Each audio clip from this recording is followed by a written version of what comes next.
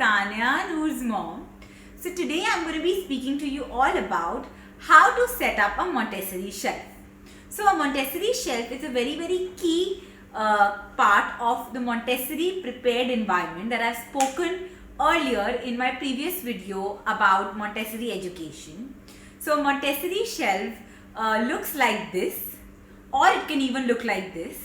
It basically is a low shelf that is open on which activities or toys are kept for the child.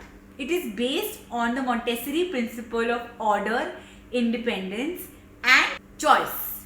So before 6 years of age, children have a sense of order developing in them. They like when everything is properly organized and in order. Children exactly know where they are likely to find something. There's a high probability they will go and do that activity. The Montessori shelf also promotes independence. So like we all know, children love to be independent and mimic adults and copy them. So children like the fact that they can go and make the choice of whatever toy they like. So that making choices is also helping develop problem solving and decision making skills. That is why Montessori shelf is a very important part of the Montessori prepared environment. So I set up the Montessori shelf and a proper prepared environment for Noor when she was around 13 months old, because that was the time I felt it was the right time, considering the feasibility at home, the logistics, the availability of space and her stage of development. So I thought that when she is able to walk, do a few things herself and is starting to show interest in learning and activities, so that is the time I should set up a proper environment for her with the Montessori shelf. So come, let me show you how you can set up a Montessori shelf for your baby or child. So this is Noor's Montessori shelf. I have purchased it from IKEA. So this is a cube shelf, like you can see there are 8 cubes in it. But you need not necessarily buy this specifically. Montessori shelves can be of various varieties. It can be something like cubes like this. There can be 6 cubes or 8 cubes, or if there are no cubes, it can be absolutely flat. The basis is that it should be open and accessible to the child. So number one is that it should be low in height, as per the child's height. So if your child is under 2 years of age, it can be around 16 to 18 inches. And if the child is 2 years plus, then it can be around 24 inches. Then it should have rounded edges so that the child doesn't get hurt. It should be absolutely open and accessible to the child. Even if the child is in the crawling stage, he can crawl and pull or get the activity or toy from beneath. This is the basic of a Montessori shelf, and how you set it up is that there are some rules that you need to keep in mind. So the number one rule is that it should be neatly organized. There should be proper gap between each toy or activity that you are putting on it. So since I already have cubes here, my partitions are creating that gap. But if you don't have a cubed shelf and you have a flat shelf, then you should have adequate gap between each activity. Next, about setting it up. So each cube here or your shelf should have limited activities. So around 6 to 8 activities should be there on your shelf. So because I have an 8 cube Montessori shelf here, I have put one activity in one shelf. There are a few things on the top as well, but that is for aesthetics also. And sometimes when she gets bored of this, that is why I have those there. But the basic funda is that you should have around 6 to 8 activities in your Montessori shelf, and each activity should focus only on one skill of the child. Too many skills in one activity, the child is not able to focus. So if you want your child to focus, each activity should focus only on one skill, and that is how Montessori toys are made. Montessori toys are made in a way that they only focus it on one skill at a time. Also, don't kind of crowd the Montessori shelf. So here in this particular cube, I just have a basket of small farm animals, and I have a lot of space in the cube, but still I did not put any other thing here because it would have distracted her focus.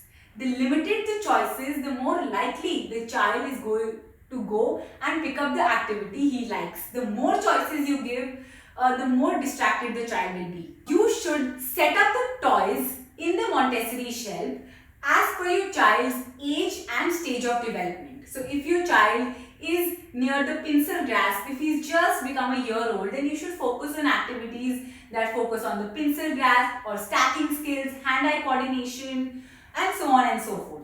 Rotate the child's activities on the shelf periodically. At least after every week you should change the activities, because otherwise the child will get bored of them and soon he will lose interest and he will stop using any of these. So it's good to shuffle them up. And so if I have these activities one week, so next week I will take away the activities that she was not playing with or not interested in, and I will replace them with other ones, new ones that might interest her. The toys the child did not show interest in earlier, you can keep them away for 1 or 2 weeks and get them in again later. There's a chance that, at that time your child might have developed interest in them and might start using them. But there's no hard and fast rule. You should not pressurize your child. Every child is different and his stage of development is also different. Next, in Montessori shelves, if you have any kind of activities that have separate pieces, like here you see this is a puzzle which has separate pieces. Here is a stacker. Then here is a shape sorter. So you always have to keep the activity unassembled. Basically, you don't have to keep I will not keep the stacker like this. Why? Because if the activity is already put in place, the child will not get any motivation to go and put those back in. So if you leave these pieces unassembled, undone, and just like that, it will attract the child more to come and put them in. You can also keep books in the Montessori shelf. So right now I have not kept any books here because we have a dedicated bookshelf separately for Noor. But if you do not have it, then you can even dedicate one whole block to books. Also, another thing that you must know is that, like I mentioned in my previous video on Montessori education, there should be a workspace for the child. So, since this is the area where all the activities are kept for the toy, this is the work, right? This is the work that the child has to do. But where will he go and do it? So, that is why I have placed this mat here. So, for Noor, this mat is the workspace. So, if she wants to do any activity, she gets it from here and she will keep it on the mat first and then start doing it. Or if she wants to read a book, she will get it out, put it on the mat and do it. So, you can either have a mat here, or you can have a child-sized chair or table. So, whatever you do, decide. But there should be a workspace also near the Montessori shelf. Another thing that you should keep in mind while using the Montessori shelf is preparation. So, whenever you're teaching your child or showing an activity for the first time, then you need to show them how to use it. So, presentation is very, very important here. So, what you do is you get out a tray like this one, get it on the child's workspace, get the activity out of the tray, show the child how to do the activity, right? Once the activity is done, show the child that you're putting things back on the tray and then picking it up, walking and going back to the shelf and keeping it. So this will actually promote order and organization. So the child will learn that after doing an activity, he has to clear up the area also. So a child less than 2 years might not understand this, but if you keep on modeling this behavior, it will soon come in. You must have noticed that I have put activities in trays here. So there is a reason behind this. Trays keep things organized in a better way and they actually promote order, and it also helps the child to carry those activities from the shelf to the workspace.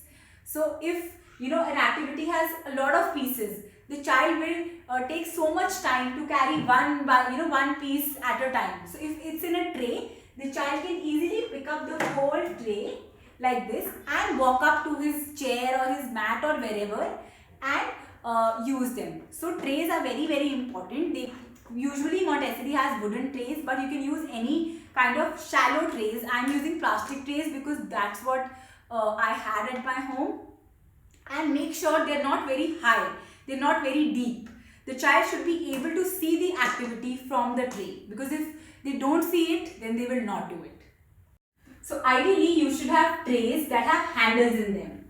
I could only manage a few trays with handles, but this is the ideal way. These trays actually help the child see the activity because they are not very deep. You know, if you get baskets that are this high, then the child will not be able to see what's inside. Another thing that you should keep in mind while setting up the Montessori shelf is that usually the order of activities are based on the level of difficulty.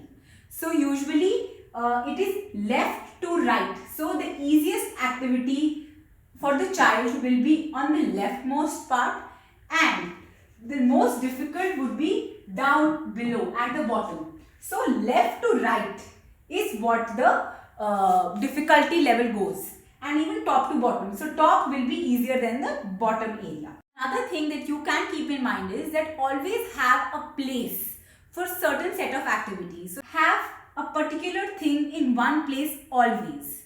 So like I have designated this cube for all the art and craft. So I have some crayons here and I have some sheets here. So Noor knows that if she wants to color, she will, walk right up to this cube and get her colors. She will not have to find it.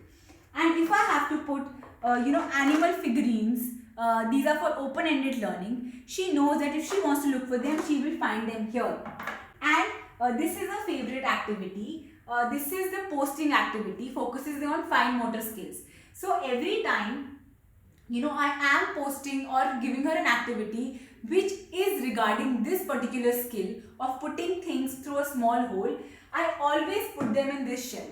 So, when children know that what is going to come or what is going to be there, when they exactly know, they are more likely to go to that place. So, if you ask me how you can decide on the activities that can go on the Montessori shelf, you can use some of the categories that Montessori promotes, which are Montessori's key learning areas, to plan those activities. So one can be around hand-eye coordination, things like shape sorter puzzles, stacking rings, posting boxes, coin boxes, hammer boxes, threading beads, and object permanent boxes. So all of them are also helping in hand-eye coordination, fine motor skills, and also logic. The second category of activities can be around music. So things like xylophone, drums, set of spoons, all that can be around music. Then art and craft.